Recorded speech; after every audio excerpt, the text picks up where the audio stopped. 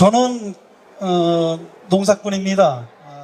강원도 횡성 둔내라는 곳에서 제가 전업으로 지고 있는 농사는 감자 농사고요.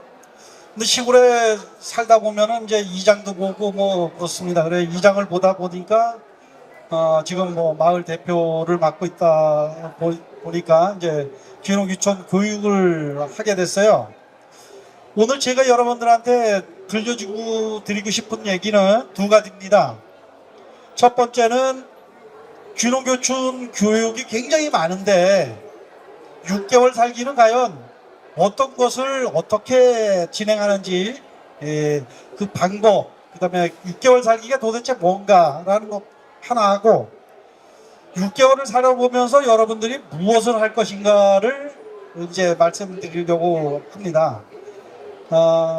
먼저 6개월 살기에 대해서 잠깐 이제 설명을 드리면요. 보통 강원도에는 8개 정도의 마을에서 6개월 살기를 진행하고 있는데 전국적으로는 한 80개 곳에서 6개월 살기가 진행되고 있어요.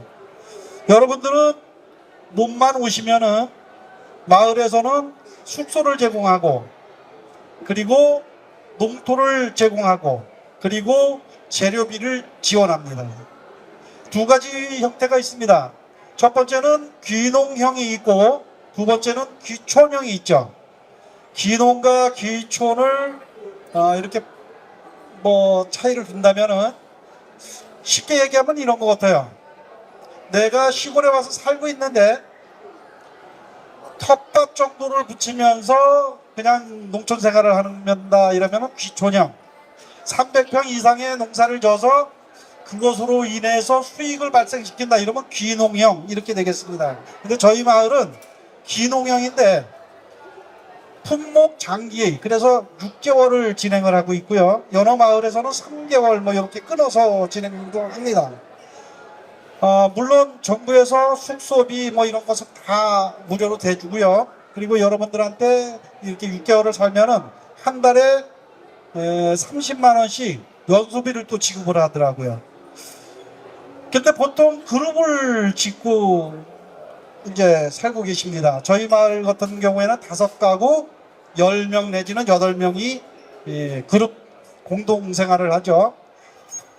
그러다 보니까 이제 뭐 같은 동료끼리 농사를 져요. 그래서 저녁이면 뭐 닭을 잡아서 소주도 한잔하고 뭐 이런 생활이 이제 주가 됩니다.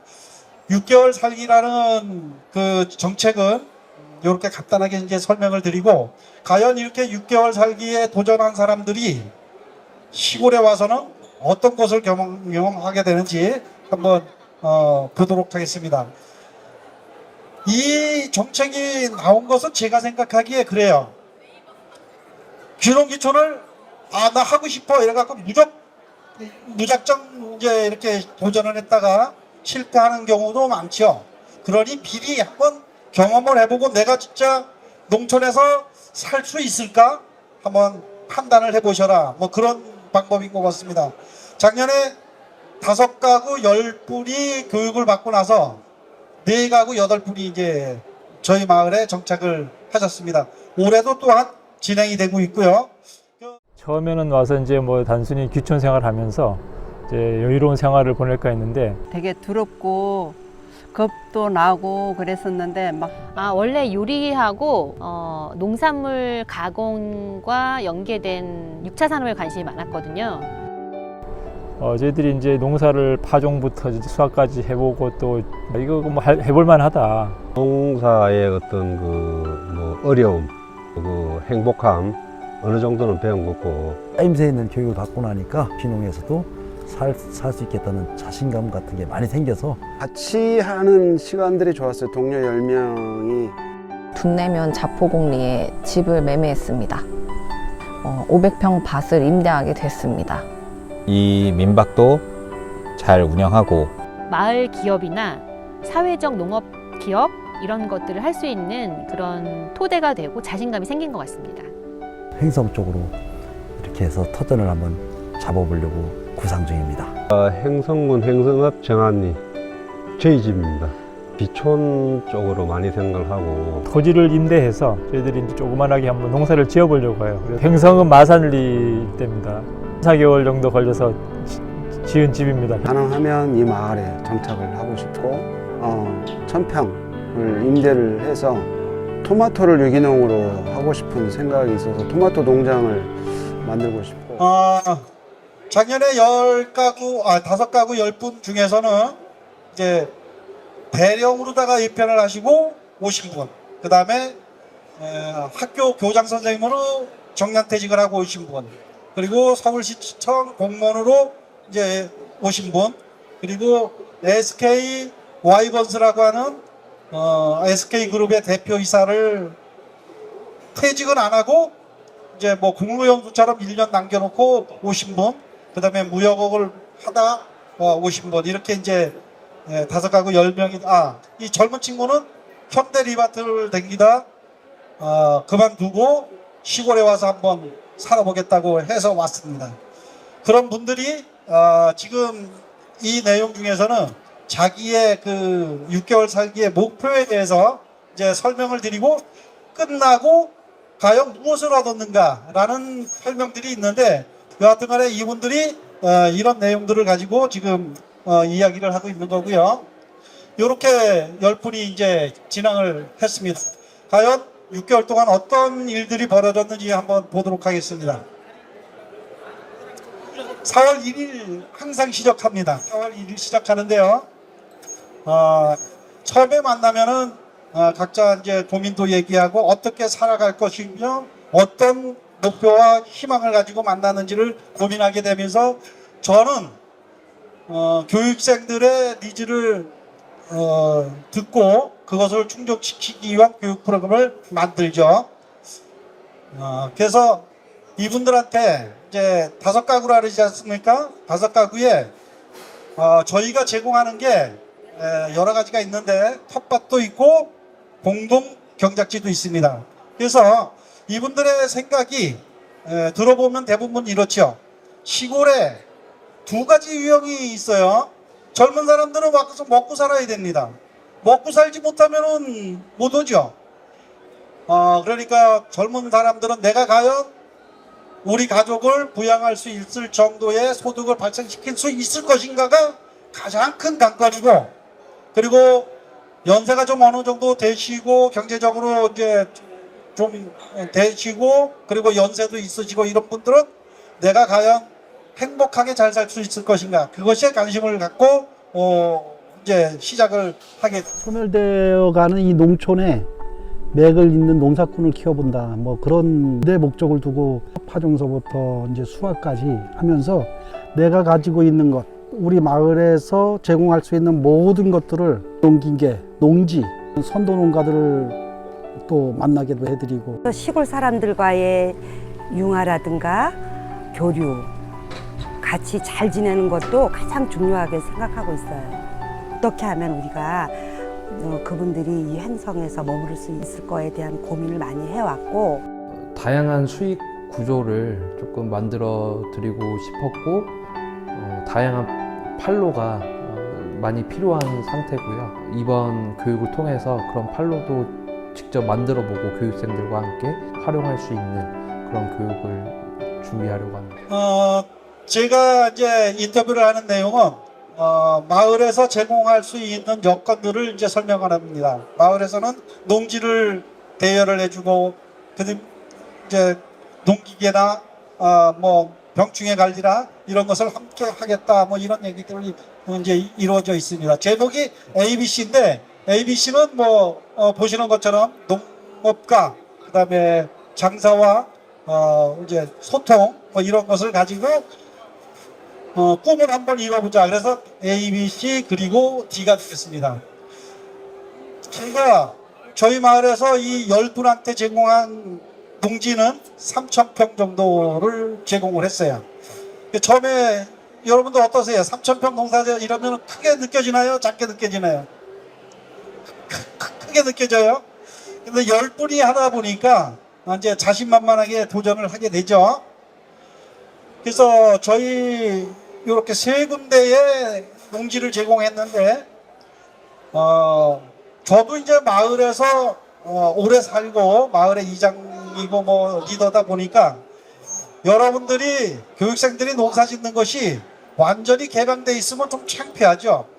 농사가 잘 안 될 거는 뻔하지 않습니까? 그러니까 좀 구석진 곳으로다가 농지를 이렇게 하는데 처음에 시작이 비닐 피목인데 우리 젊은 친구가 현대리바트를 다니다가 온 35살 동갑내기 부부예요.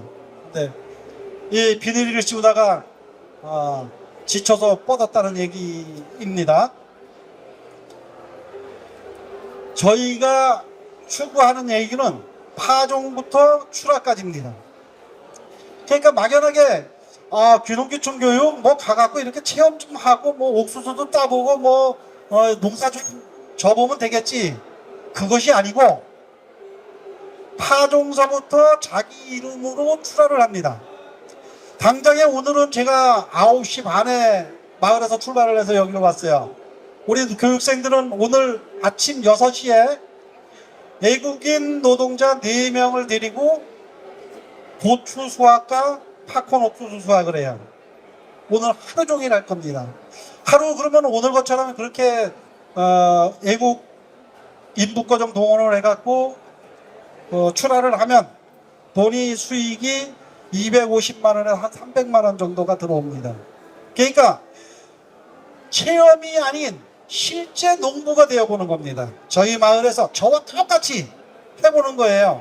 그래서 그런데 처음부터 뭐 하면은 미칠 수도 있고 어렵잖아요. 그러니까 정부에서 한번 다 대줄 테니까 와서 한번 해봐라. 그래서 4월서부터 시작을 했는데 9월까지만 6개월만 지원을 해줘요. 근데 수확이 다 안 됩니다. 10월 달까지 수확을 해야지 맞춰요. 보통의 고운행지, 중고운행지의 농업의 한 작기를 7개월 정도 보거든요. 그래서 마을에서 1개월을 더 지원을 해갖고 7개월을 살게 됩니다. 이렇게 이제 비닐 벗기고 로타리 치고 이렇게 시작이 됩니다. 근데 비료도 주고요. 감자 씨를 만드는 것부터 시작하는 요거는 아마 입소한 첫째 주 내용 같아요. 장난 같지만 트랙터 운전을 다 해보게 합니다. 여자분들도 예의 없이 트랙터 로타리를 치고 애초기를 돌리고 약을 치고 똑같이 농사꾼의 흉내를 내봅니다. 갈리기로다가 이렇게 이 친구가 가장 젊은 친구죠. 갈리기로다가 비닐도 피복해야 되고요. 이거는 감자를 심는 방법입니다. 처음에는 어설프죠. 근데 이분들이 어느 정도 능숙해지느냐 하면요, 마을에 이분들 농사만 짓는 것이 아니라 마을에 동화돼서 살아봐야 되는 거거든요. 옆집에 인력이 부족해요. 일손이 부족해. 그러면 지원을 나갑니다. 가서 하루 일당을 벌죠. 처음에 이분들이 나가서 일을 돕게 되면 하루 일당은 얼마를 받느냐 하면은 10만 원을 받아요. 근데 이런 가정들을 그치고 가을에 가면 얼마를 받느냐? 15만 원을 받습니다. 어느 정도의 실농사꾼이 되어 간다. 그런 가정들을 이제 보여드리는 거고요. 저희 마을에서 가장 대한민국에서 경쟁력 있다는 품목이 토마토예요. 토마토. 근데 토마토가 그냥 노지에서 토마토가 아니고 시설하우스의 토마토입니다. 이분들이 토마토를 심기 위한 준비 작업을 이제 하우스 설치까지 해보는 겁니다. 고추예요. 고추는 보통 3가지를 심습니다. 까리고추, 청양고추, 오이고추 이렇게 3가지를 심는데 이 까리고추가 작년 같은 경우에는 한 박스에 한 4만 원 정도 나왔어요. 근데 농사라는 것이 무엇이 어려운 거냐면 시세예요. 올해 교육생들은 한 박스에 얼마가 나오느냐? 2만 원밖에 안 나와요. 반토막이에요. 대한민국의 농업은 유통이 가장 큰 문제입니다. 뭐 여기에 어떤 분들이 제 얘기를 듣는지 모르지만 관계자들이 그런 것들도 극복해야 될 문제고 우리 젊은 친구들한테는 그것이 틈새다. 한번 도전해 볼 만하다. 농업 속에는 농사 짓는 것 이외에 이렇게 어려운 현실 속에서 틈새가 많다. 뭐 이런 말씀을 드리는 겁니다. 옥수수 지금 보시면은 여기 거정 심었죠. 요 다음에는 안 심었어요. 그죠? 옥수수가 딱 3일 만에 출하가 다 돼야 되거든요. 너무 많이 심으면 이제 소화를 못하니까 이렇게 이 2차로 나눠서 심는다는 거예요. 2차로 나눠서 심었습니다. 근데 나중에 이 2차로 나눈 결과가 어떻게 되는지를 이제 보여드리려고 합니다. 병이 왔다. 그러면 교육생들이 그러죠. 우리 밭에 뭐 고추가 이렇게 됐어요. 그럼 저한테 이제 자문을 구하죠. 그러면 제가 진단을 내리고 제가 잘 진단을 못 내리면은 종묘사를 전담 종묘사를 이제 지정을 해줬어요. 그러면 거기서 비료서부터 농약서부터 뭐 퇴비서부터 모든 기자재를 다 교육생입니다 하고는 갖다 쓰는 겁니다. 결제는 마을에서 해주는 거죠. 마을에서는 물론 대한민국 정부에서 돈을 받았겠죠. 농정원에서 돈을 받았겠죠. 근데 약을 진단 내리고 처방하고 농약을 치는 거는 오롯이 이 교육생들의 몫이라는 겁니다. 그렇게 해서 이제 수확의 계절이 왔어요. 8월, 9월 달에 감자를 수확하는 그런 그림입니다. 요 그림은요, 실제 저의 농사 짓는 감자밭에 외국인 노동자가 한 20명 정도의 인력단이 들어와서 감자 수확을 한 열흘 정도 합니다. 근데 우리 교육생들이 자기 기준에서 엄청 힘들고 일을 잘한다고 생각을 해요. 우리 실제 농사꾼들이 얼마만큼 힘들고 얼마만큼 능률적으로 일하는지를 이분들과 비교해봐라. 이래서 하루를 외국인 노동자들과 똑같이 앉아서 일을 해보는 과정인데 이러고서는 3일간 알았다는 겁니다. 이렇게 6개월을 트레이닝을 받아도 실제 농사꾼하고는 현저한 차이를 보이죠. 자, 아까 옥수수를 2차로 심었다 그랬죠. 근데 옥수수를 수확을 했는데 문제가 생겼어요.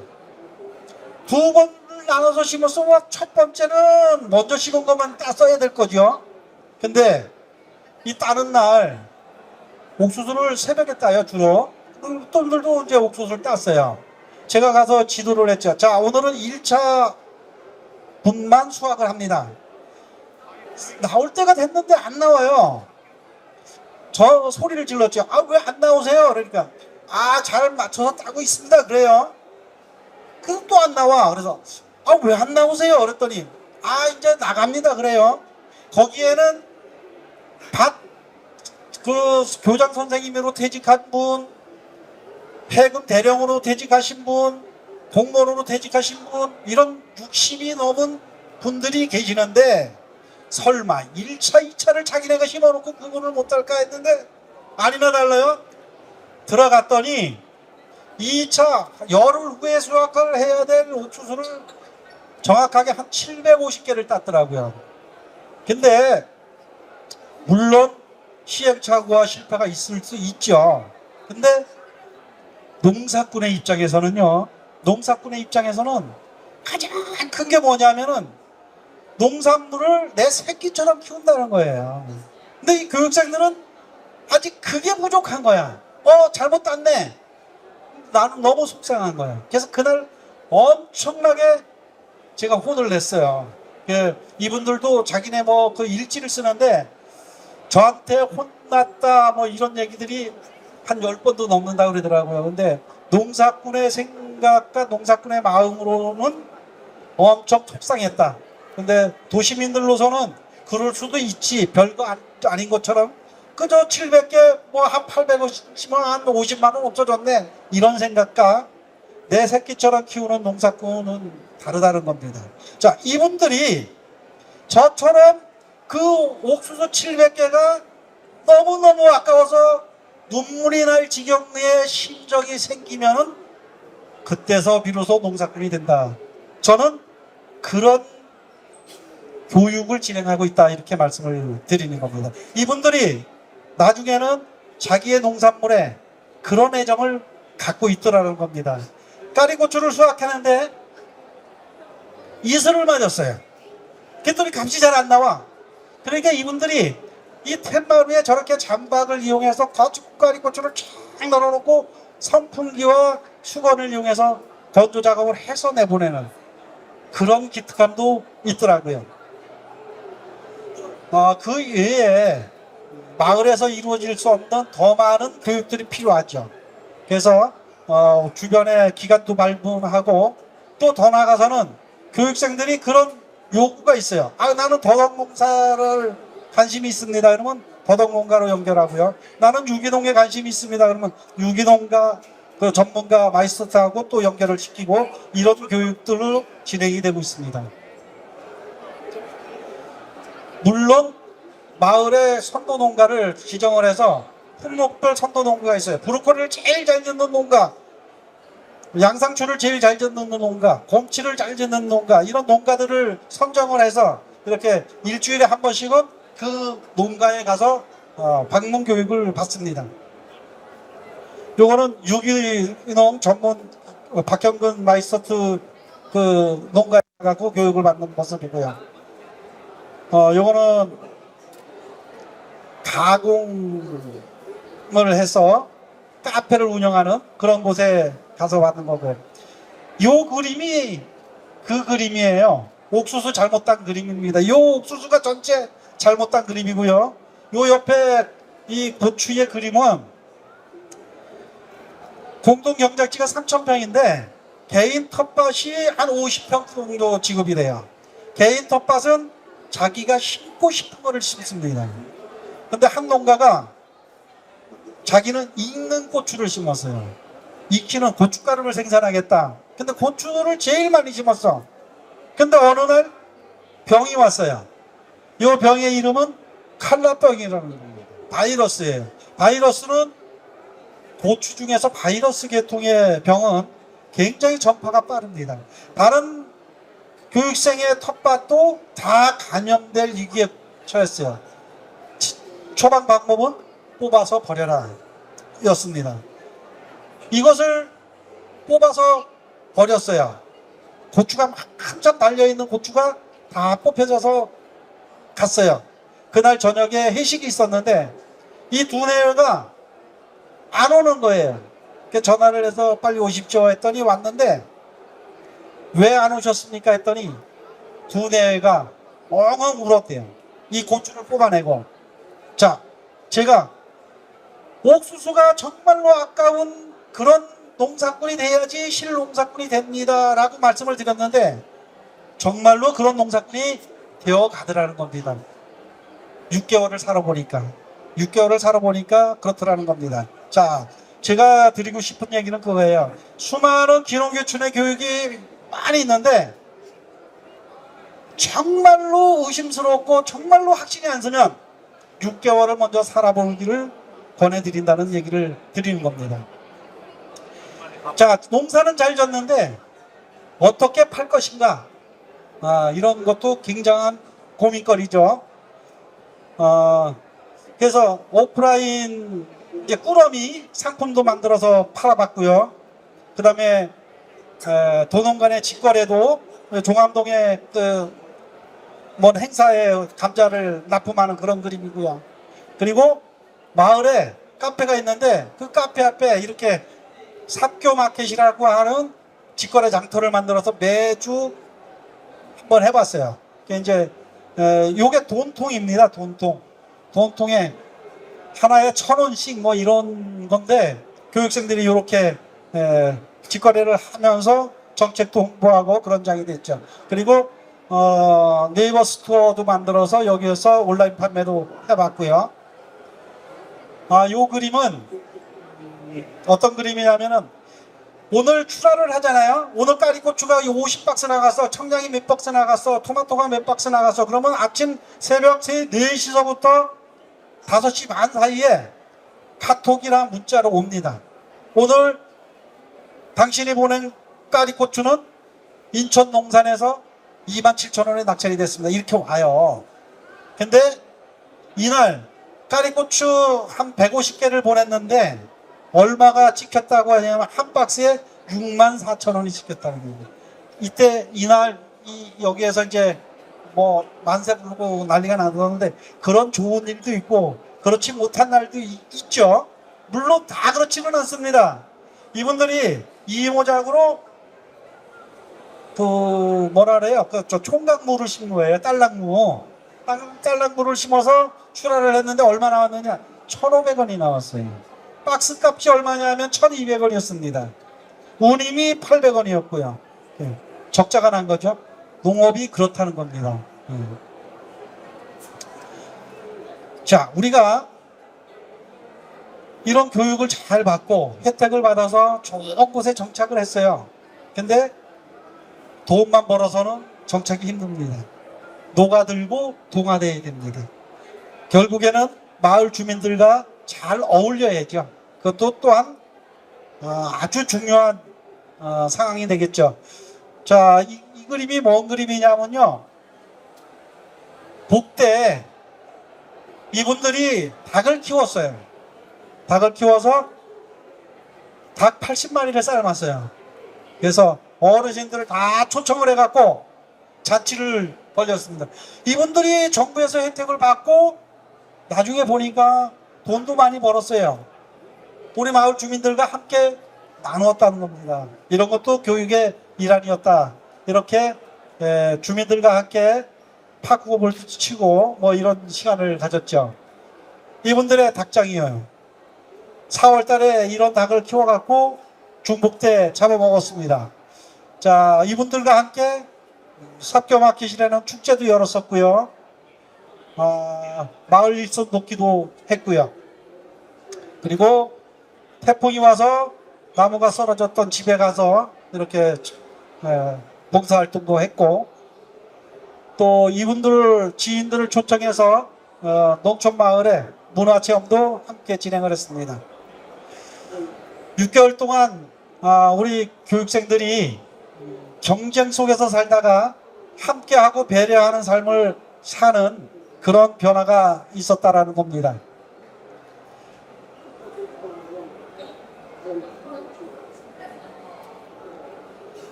요거는 작년 통계인데 15가구 중에서 4가구가 들어왔고요. 이분들이 총 매출이 지인 나눔이라든가 자기가 소비한 거 말고는 한 2,900만 원 정도가 최종적으로 나온 것 같아요. 이번 품목별 이제 얘기고요.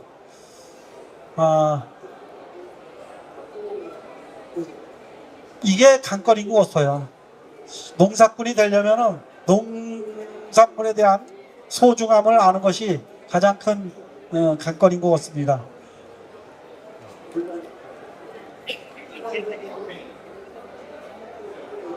이분들이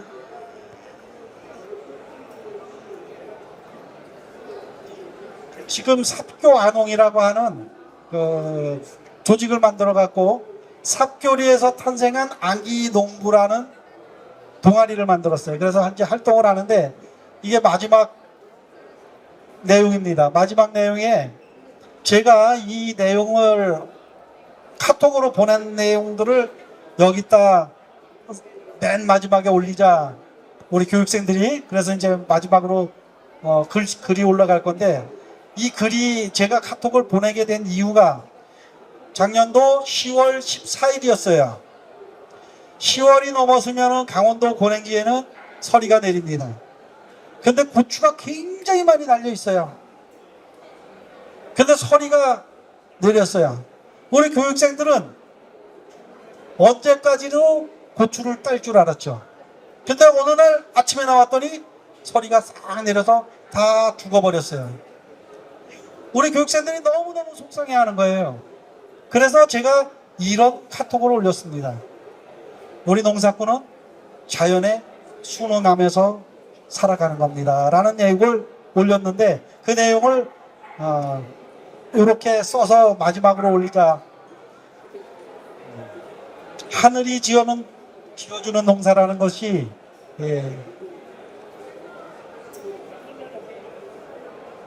자, 여러분들이 만약에 귀농귀촌을 갖고 시골에 사신다면은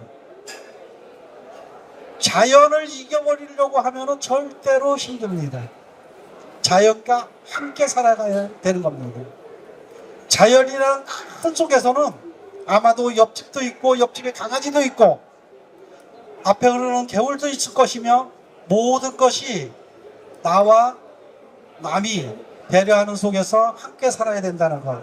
그거 명심하시면은 시골에 와서 사시는데 별 불편함 없습니다. 여러분들 귀농귀촌 교육 받으면 이런 얘기 많이 하죠. 텃세를 어떻게 이길 것이냐? 텃세 없습니다. 왜냐? 저희 마을에 100가구가 넘어요. 근데 원주민이 몇 가구 되느냐? 10가구 정도뿐이 안 됩니다. 새를 부리려면 여러분들 그 귀농귀촌인들이 새를 부리려면 더 큰 새를 부려요. 지금은 농촌에는 원주민의 텃세라는 것이 적어도 저희 마을에는 있을 수가 없다. 그러니까 여러분들이 함께 살아가는 그런 열린 마음만 있다면 항상 농촌은 희망이 있고 여유가 있고 풍요로운 삶이 있다. 특히나 젊은 분들에게는 꿈을 실을 수 있는 그런 틈새가 있는 곳이다. 이런 말씀을 드리면서 제 얘기 마치겠습니다. 감사합니다.